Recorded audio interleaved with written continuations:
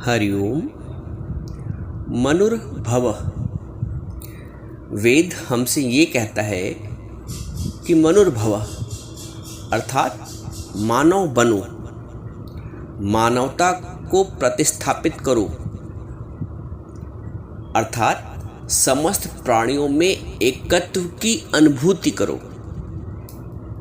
हम इसको इस तरह भी समझ सकते हैं कि जो वेद हैं हमारे, उन वेदों में मुख्यतः 3 शब्दों की ही व्याख्या भिन्न भिन्न प्रकार से की गई है।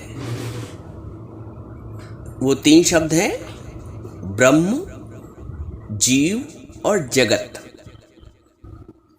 ब्रह्म, जीव और जगत, इन 3 शब्दों पे ही वेद का जो भी वर्णन है या गुरु और शिष्य का जो भी वार्तालाप है, जो भी प्रश्न उत्तर है, वो इन्हीं 3 शब्दों पे आधारित है मुख्यतः। ठीक है। अब देखो 3 शब्द क्या हैं? ब्रह्म, जीव और जगत। जीव बीच में है, जीव बीच में है। जीव का तादात्म्य ब्रह्म से हो जाता है तो ब्रह्म बन जाता है, और जीव का तादात्म्य जगत से हो जाता है तो जड़ बन जाता है। जीव का तादात्म्य चैतन्य से हो जाता है तो पुरुष बन जाता है, और जीव का तादात्म्य जगत से हो जाता है तो वो प्रकृति बन जाता है। जीव बीच में है। मुख्यतः जीव चेतन का ही अंश है। ममय वांशो जीव लोके। हे अर्जुन, जो जीव है ये मेरा ही अंश है। ईश्वर अंश जीव अविनाशी। मुख्यतः जीव उस ब्रह्म का ही अंश है। बूंद उस सागर का ही अंश है। घड़ा उस व्यापक मिट्टी का ही अंश है। घड़ा उस व्यापक जो सर्वत्र विद्यमान है मिट्टी, उसका ही एक अंश है। उसने एक उपाधि धारण कर ली है, इसलिए वो घड़ा कहलाता है।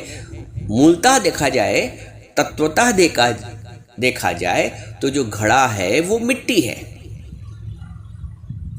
तो मूलतः देखा जाए, तत्वतः देखा जाए तो जो जीव है वो ब्रह्म ही है।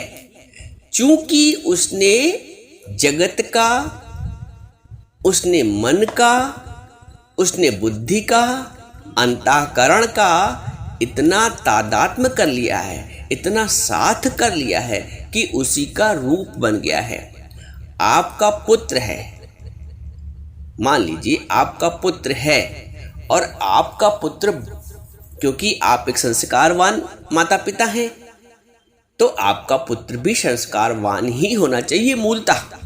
लेकिन यदि उसकी संगति गलत बच्चों से हो गई है तो संस्कार उसके खो जाएंगे और वो उन गलत हरकतों में आ जाएगा, उनका संबंध, उनका साथ लेकर उनके जैसा बन जाएगा। तभी तो लोग कहते हैं कि ये फलाने का बेटा है, तो लगता ही नहीं उसका बेटा है, क्योंकि उसने हमारे संस्कार को छोड़ के, हमारे शुभ संस्कारों को छोड़ के, हमारी सात्विकता को छोड़ के, और जिस संगति का उसने साथ किया है उसका असर, उसका रूप धारण कर लेता है। ऐसे ही हम भी मुख्यतः मूलतः उस ईश्वर के अंश हैं। तो ईश्वर जैसे गुण, ईश्वर जैसे वो गुण, वो लक्षण आनी चाहिए। लेकिन चूंकि हमने जड़ का साथ कर लिया है, हमने मन का साथ कर लिया है, हमने विषय और वासना का साथ कर लिया है, हमने इच्छाओं का साथ कर लिया है, तो हमारा रूप इच्छा ऐसा हो गया है, वासना ऐसा हो गया है, मन का स्वरूप बन गए, मन ऐसा हो गया है।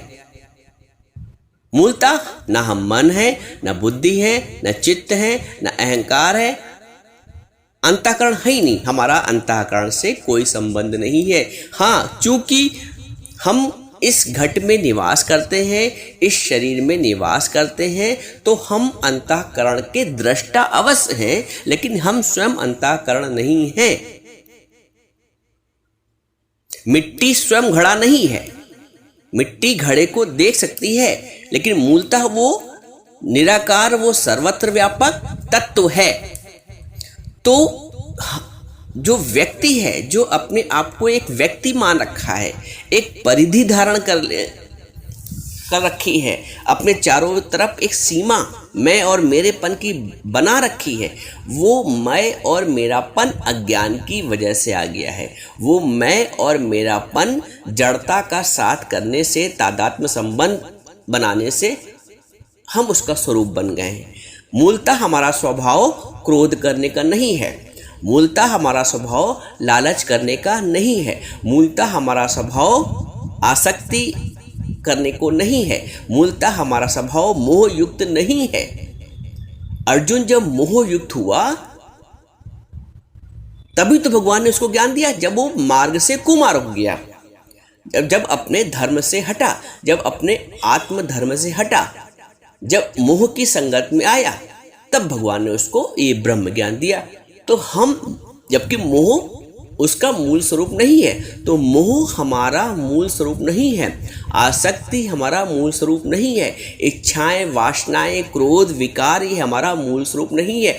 चूंकि ज्ञान के अभाव में और अज्ञान का संग करने से हम अपने आप को ही क्रोध स्वरूप मानने लगे हैं, हम अपने आप को मोह स्वरूप मानने लगे हैं, हम अपने आप को ही लालच का प्रतिरूप मानने लगे हैं, जबकि हम इन सब के दृष्टा हैं, हम इन सब के साक्षी हैं। जिस दिन तुमने अपने साक्षी स्वरूप को स्वीकार कर लिया, साक्षी स्वरूप का जान लिया, देखो ये विज्ञान है, तभी भगवान ने इसको अर्जुन से बोला है कि रहस्यम ही एतत् उत्तमम, ये उत्तम से उत्तम रहस्य है, ये उत्तम से उत्तम रहस्य। इस ज्ञान को बताने वाले दुनिया में विरले लोग हैं।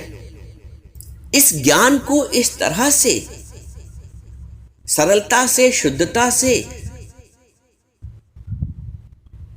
कृष्ण कॉन्शियसनेस है क्या, उसमें पहुंचकर जो ज्ञान जब बताया जाता है, तिस ऊंचे को जाने कोई एवट ऊंचा होवे सोई, जो जितनी ऊंचाई पे है वहीं तक तुम्हें बता सकता है। तो ये जो ब्रह्म ज्ञान की विद्या है, इसके लिए तुम्हें अपने जो मनुष्य अपने को मान रखा है, मन मान रखा है, मनुष्य भी मत कह लो, मनुष्य का तो मतलब होता है मन का ईश्वर, लेकिन हम मन के ईश्वर अंत तक नहीं बन पाते। जीवन व्यतीत हो जाता है 80-90 साल का, लेकिन मनुष्य नहीं बन पाते। मनुष्य का मतलब ही होता है मन का ईश्वर, लेकिन हम जीवन भर मन का दास बने रहते हैं। तभी वेद कहता है मनुर्भवा, मनुष्य बनो, मानवता को धारण करो, मानव बनो। हम मानव नहीं बने रहते हैं। हम एक व्यक्ति, एक इंसान में और एक पशु में कोई बहुत ज्यादा भेद नहीं रहता है। वो भी इच्छा, वासना, काम, मैथुन करता है और व्यक्ति भी वही करता है। वो भी रोजगार करता है, वो भी अनाज ढूंढने जाता है, घास चरने जाता है, तो वो भी उद्यम कर रहा है। मनुष्य कहता है मैं भी, तो उद्यम मनुष्य भी कर रहा है, उद्यम वो भी कर रहा है। फर्क इतना होता है, मनुष्य तब मनुष्य बनता है जब वो विवेक जागृत कर लेता है, एक एक चैतन्यता से जुड़ता है। एक मनुष्य की श्रेणी में आना ही पशु की श्रेणी से ऊपर उठना है। अगर हम मनुष्य की श्रेणी में नहीं आए, मनुष्य की श्रेणी में आने का मतलब है कि मन का ईश्वर होना। हम मन के ईश्वर नहीं हुए, कैसे नहीं है इसका उदाहरण समझो। मन के ईश्वर ऐसे नहीं है कि हम मन की कही पे चलते हैं। नौकर का मतलब है कि हम जो हमारे कहने में चले, लेकिन हम अगर किसी कहने में चल रहे हैं तो हम नौकर हुए, और जो हमारे कहने में चल रहा है तो वो हमारा नौकर हुआ। सिंपल सी बात, जो हमारे कहने में चल रहा है वो हमारा नौकर हुआ, और यदि हम किसी कहने में चल रहे हैं तो हम उसके नौकर हुए। तो यदि मन हमारे कहने पे चल रहा है तो मन हमारा नौकर हुआ, मन हमारा दास हुआ। यदि हम मन के कहने पे चल रहे हैं तो हम मन के दास हुए, हम मन के नौकर हुए। अच्छा, होता क्या है, जीवन अंत तक मन के कहने पे ही, मन ने कहा क्रोध करो तो मैंने कर दिया, मन कहता दुखी हो जाओ, दुखी हो गया, मन ने चाहा तो उसको सबक सिखाओ, सिखा दिया, मन ने कहा कि उसको 3 की 13 सुना दो, सुना दिया। मन और तुम में भेद बहुत है। तुम हो चेतन, मन है जड़। तुम्हारा और मन का कोई संयोग नहीं है, कोई मैच नहीं है। क्योंकि वैसे मैंने बताया ना कि बच्चे ने कुसंगति का साथ किया तो वो कुसंग के उसके लक्षण आ गए। तो हमने भी जड़ता का, कुसंग का, मन का इतना साथ कर लिया है कि उस जड़ता का गुण और दोष हम पे आ गया है। मूलतः हमारा स्वभाव क्रोध करने का नहीं, मूलतः ना मरने का भय होना चाहिए, क्योंकि मरता है शरीर, जाता है जड़, परिवर्तित जड़ हो रहा है। चेतन कभी परिवर्तित नहीं होता। जो प्रभु है, जो ईश्वर है, जो ब्रह्म है, वो अपरिवर्तनशील है, वो परिवर्तित नहीं होता है। जड़ जगत पूरा परिवर्तित हो रहा है, इवन यहां तक कि ये शरीर भी परिवर्तित हो रहा है। तो जो परिवर्तित हो रहा है, जो नाशवान है, वो जो जड़ है, वो प्रकृति है और आप पुरुष हैं। आपकी चेतन सत्ता है, जड़ की, जगत की जड़ सत्ता है। आपका जो मूल स्वरूप है वो उस जड़ता को देखने वाला है, मन को देखने वाला है, बुद्धि को देखने वाला है, संसार की गतिविधियों को देखने वाला है। लेकिन हम जब गतिविधियों के स्वरूप स्वयं बन जाते हैं, दुख तब उत्पन्न होता है, विकार तब उत्पन्न होता है। जैसे उस बच्चे ने जब कुसंगति का साथ किया तो विकार तब उत्पन्न हुआ, वैसे ही हमने जब जगत की जड़ता का साथ किया तब, ऐसे मनुष्य है, अगर चैतन्यता का, ईश्वर का साथ किया है और जड़ता का साथ किया है तो वह मनुष्य हो गया। वह मनुष्य कहता नहीं, वह मनुष्य, वो वह मनुष्य हो जाता है, वह मनुष्यता दूर हो जाती है। हमारा लक्ष्य है मनुष्य बनने का, मनोरभवः। एक छोटा सा क्वेश्चन कोई कर सकता है कि हम मनुष्य तो हैं, हमने मनुष्य का ही तो जन्म लिया है, आप कैसे कह सकते हैं कि मनुष्य नहीं है? भाई पशु अलग दिखता है, मैं अलग दिखता हूं, मैं तो मनुष्य हूं। 100% आप मनुष्य हैं। लेकिन अब यहां पे एक लेकिन लगता है, मनुष्य हैं आप, लेकिन फिर हमने कहा कि आप मनुष्य हैं पर मन के ईश्वर नहीं हैं। आप राजा हैं राज्य के, लेकिन आपको पता नहीं, आप गफलत में आ गए। निसंदेह आप राजा हैं, आप सृष्टि के मालिक हैं, लेकिन भूल गए हैं कि हम मालिक हैं, भूल गए हैं कि हम मालिक हैं। तो जीवन नौकर बनने रहने में ही खत्म हो जाता है। गुरु तुम्हें मालिक बनाता है, गुरु तुम्हें तुम्हारे स्वरूप से परिचित कराता है। तुम झूठी झूठी उपाधियां मान के बैठे हो, झूठी झूठी उपाधियां। मैं किसी का बेटा, किसी का बहू, किसी का माँ, किसी का बाप, किसी का ससुर, और उन संबंधों में जब विपरीत स्थिति उत्पन्न होती है तो दुख होता है।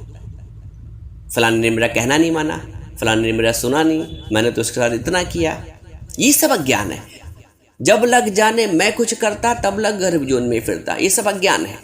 मैं हूँ, मैं करने वाला हूँ, मैं पालने वाला हूँ, मैं पोषने वाला हूँ, मैं तीर्थ करने वाला हूँ, मैं तप करने वाला हूँ, मैं दान करने वाला हूँ, सब अज्ञान है।